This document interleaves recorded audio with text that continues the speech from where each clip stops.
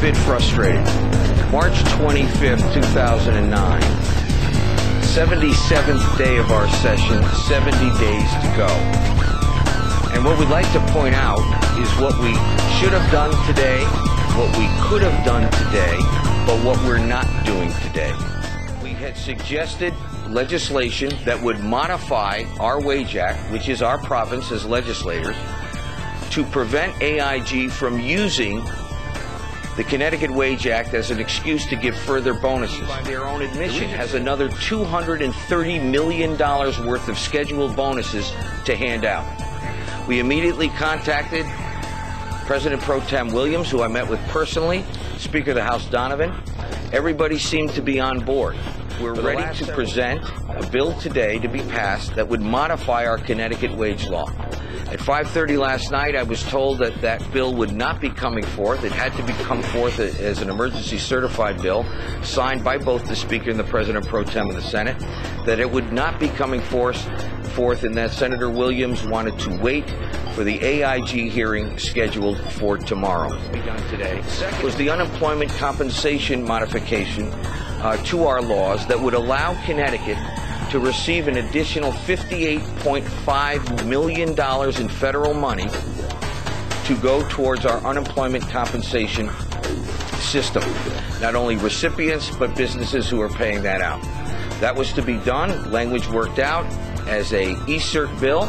Again, we were told that would not be happening today. That every day we do not adjust our statute gives AIG another day to give out a bonus and use as an excuse Connecticut law. Every day that goes by that we don't handle it. It's not something that anywhere approaches having to have a public hearing on it. And if the public hearing is supposed to be the one that's happening tomorrow, in no way, shape, or form was that ever announced or communicated. In fact, if AIG employees are there, they are the last people in the world you're going to ask how we should modify our Connecticut Wage Act that allowed them to pay out these bonuses. So if to date it is beyond me, or they have not explained what the purpose of the hearing is. They say there's a lot of answers they need because they have a lot of questions. We haven't heard any of those questions as to what they will be. And as I said earlier today, I'm hopeful that this doesn't turn out to be the legislative equivalent of Geraldo Rivera unearthing Al Capone's vault that we have. About a month ago, we as a General Assembly met and passed legislation with regard to our mitigation plan. It called for us working in a bipartisan way as a legislature to come up and report to the full legislature today, March 25th, on savings of $220 million to the various accounts that exist throughout state government. Yesterday, we were informed that the chairs of the Appropriations Committee would not be in a position to do so and that they would delay. There was another bill that would have expedited the permit process to allow our shovel-ready projects that are being funded by federal funds and the stimulus package, to get out on the street, get to work, get people to work, get these projects going. That bill was also told, I was told at 5:30, would not be going forth today.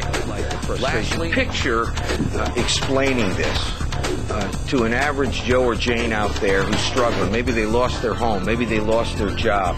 They're struggling to make ends meet. They're in the midst of this economic crisis that's being felt around the world. They have frustration because they learn about things like AIG and the fact that our federal government didn't put in any controls to prevent them from giving out these bonuses.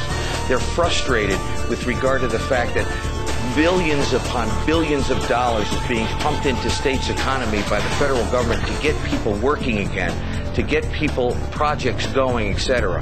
And yet the very people they elect to make sure this stuff happens is doing nothing about it. It's a frustrating